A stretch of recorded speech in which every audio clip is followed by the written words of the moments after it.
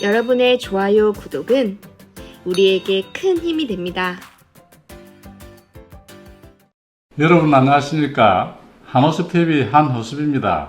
한호섭 칼럼 485번째 태극기의 가치를 모르는 잘난 지식인이라는 주제를 가지고 말씀드리겠습니다. 태극기는 이념적 접근이나 정치적 해석으로 설명할 수가 없습니다. 태극기는 미국의 성적이나 다른 나라의 국기와 비교할 수도 없고 비교해서도 안 됩니다. 광화문광장 태극기 개양대 설치안을 정부에서 10년 전 추진하였으나 서울특별시를 반대로 무산된 적이 있습니다. 보수 대통령 박근혜 정부의 추진안이었고 진보 서울특별시장 박원순 시장의 반대로 무산되었던 것입니다. 그 당시 오세훈 시장이 사표를 내지 않고 보궐선거에서 보수시장이 되었으면 개양대가 설치되었을 것입니다. 태극기 개양이 보수 진보의 이념적 논리와 정치적 이해관계로 무산되었다는 것은 너무나도 슬픈 일입니다. 얼마 전 오세훈 서울특별시장은 광화문 광장에 국내 최고 높이의 태극기 개양대를 설치하여 국가 상징 공간을 조성할 것이라고 발표했습니다. 지름 3m, 높이 100m의 개양대에는 가로 21m, 세로 14m짜리 초대형 태극기가 걸릴 예정입니다. 이번에도 태극기 개양을 두고 보수와 진보 사이에 국가주의니 혹은 오세훈표 태극기 개양대라면서 2027년 대통령 선거를 앞두고 정치적 공방을 할 수도 있다라고 생각하며 특히 어느 잘난 지식인은 서구광장의 역사와는 달리 애당초 광화문 광장은 비움의 미학을 추구했는데 언젠가부터 체험의 공간으로 변했다고 비판하였습니다. 과연 그럴까요? 아는 만큼 보인다는 말과 같이 돼지 눈에는 돼지같이 보이고 스님의 눈에는 부처님이 보인다는 무학대사의 말이 생각납니다.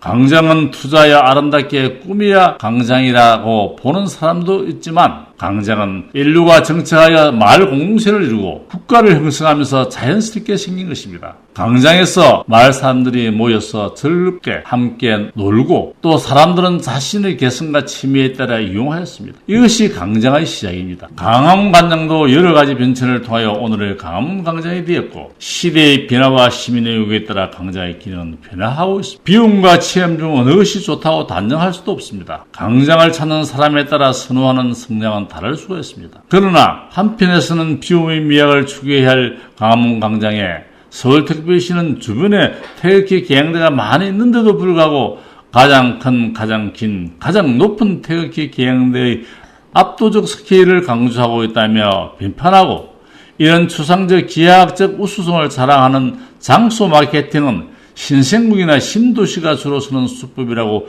비웃었습니다. 그들은 인문지리학자 이프 투안의 말처럼 유서 깊은 도시는 일부러 목소리를 크게 내지 않아도 보여줄 게 많은데 모름지기 비워야 할 광장에 왜 우리나라 도시 행정은 늘 채우지 못해 안달을까? 라고 비판하면서 광화문 광장 태극기 개양을 반대하고 있습니다. 프랑스 광장에 우뚝 선 에펠탑은 처음부터 유서 깊은 도시의 상징물이 되었습니까?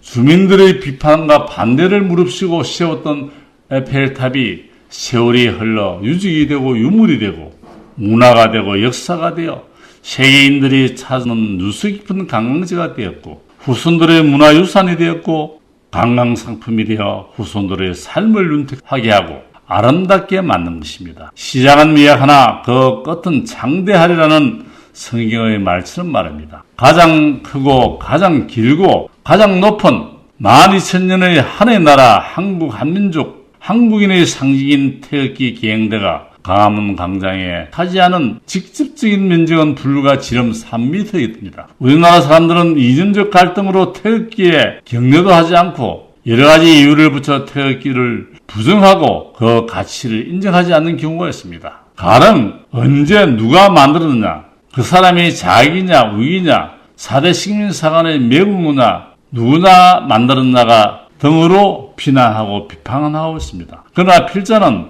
나라가 가난하고 무지하고 위정자가 못나서 유관 역사와 전통을 자랑하는 한의 나라 한국 한민족 한국인의 제국주의자들의 침략과 명노들에 의해 나라를 빼앗기고 주권을 빼앗기고 일본의 식민지가 되어 핍박과 고통으로 처참한 삶 속에 허덕이고 있었지만 그러한 절망 속에서도 태극기를 가슴에 품고 목숨을 초계같이 버리는 것이 우리 민족이고 선열들이라 생각합니다. 대한독립 만세를 부르짖던 독립운동가와 애국 선열들과 전몰 장군의 가슴을 뜨겁게 하고 힘과 용기를 주었던 것이 대한민국의 태극기입니다. 태극기는 그 당시 한국인의 정신적 주주가 되었고 피투성이가 되어 죽어가면서도 대한독립 만세를 부르짖던 힘의 원천이며 한국인을 하나로 뭉치게 한 원동력이며 희망의 끈을 놓지 않고 투쟁할 수 있던 구심점이었습니다. 얼마나 많은 선조들이 주권과 국가가 영토가 없는 이런 분은 한국 한민족의 주권을 되찾고자 한의 나라 한국 한민족 한국인의 나라를 세우겠다는 신념으로 피 묻은 태극기를 가슴에 안았던가. 태극기는 단합된 한민족의 혼과 한의 나라 한민족의 정체성과 민족 정신과 자긍심이 가득 찬 꿈과 희망이며 한민족의 상징임을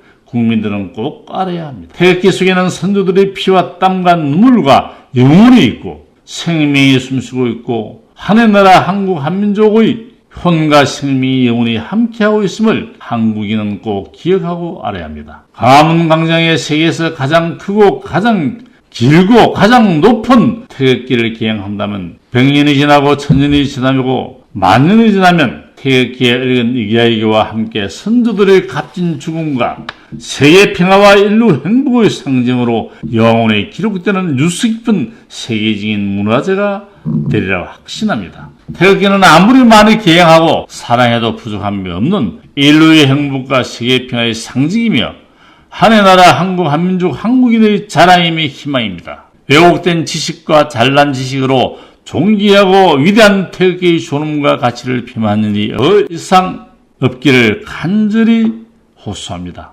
대단히 감사합니다. 지금까지 부산 하늘인 한호섭이었습니다.